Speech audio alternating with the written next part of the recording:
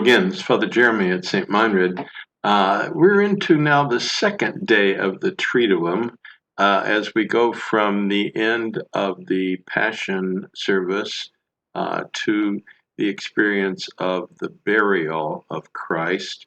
At the end of John's Passion, we hear that Joseph of Arimathea came and took the body of Jesus and laid it in his own tomb. And so, with this experience of the burial of Christ, we begin to see the mystery of Christ going into the netherworld and spending the time down under the earth, as the Hebrews understood it, to the land of Sheol, the land of shadows, where all the ancestors of the Old Testament were, in a sense, imprisoned.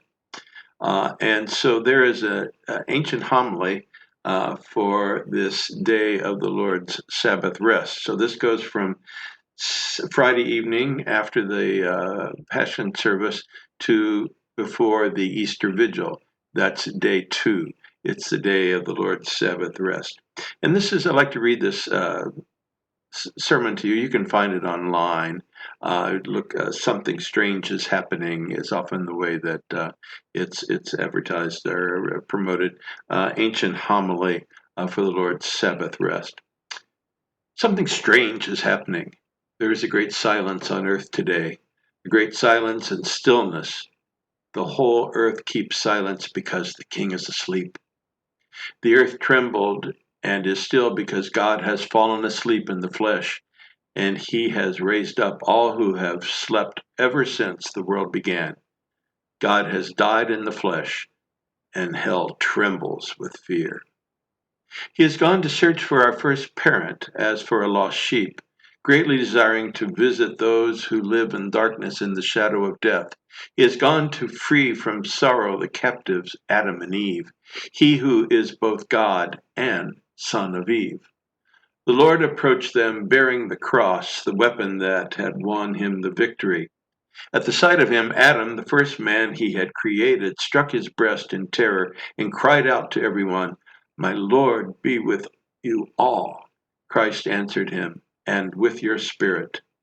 The Lord took him by the hand and raised him up, saying, "Awake, O sleeper, rise from the dead, and Christ will give you light.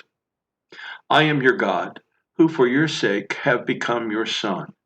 Out of love for you and for your descendants, I now, by my own authority, command all who are held in bondage to come forth, all who are in darkness to be enlightened, all who are sleeping to arise. I order you, O sleeper, to awake. I did not create you to be held a prisoner in hell. Rise from the dead, for I am the life. I am the life of the dead.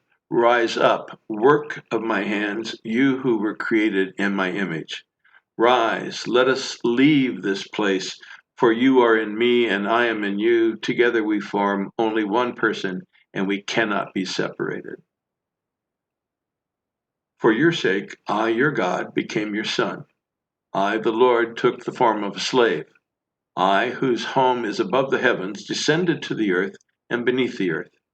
For your sake, for the sake of man, I became like a man without help, free among the dead.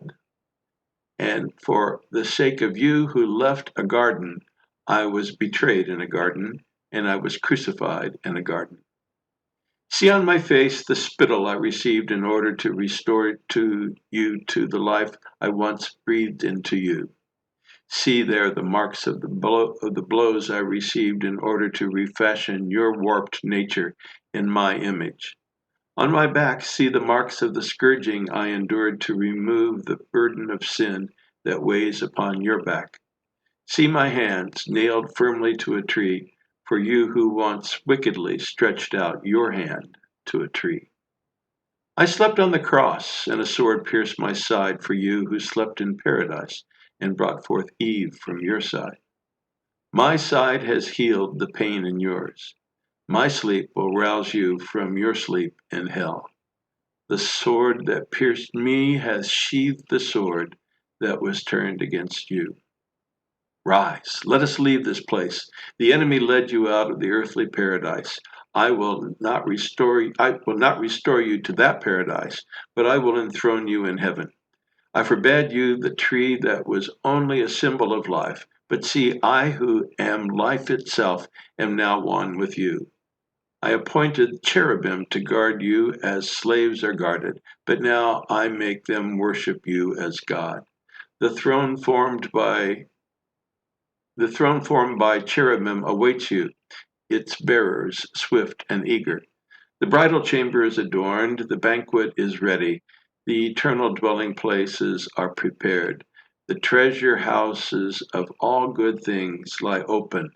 The kingdom of heaven has been prepared for you from all eternity. Sorry for the slip ups there, but I'm trying to read and do this for you so that you can have some opportunity to think about what the mystery is that we are celebrating on this day of the Lord's rest.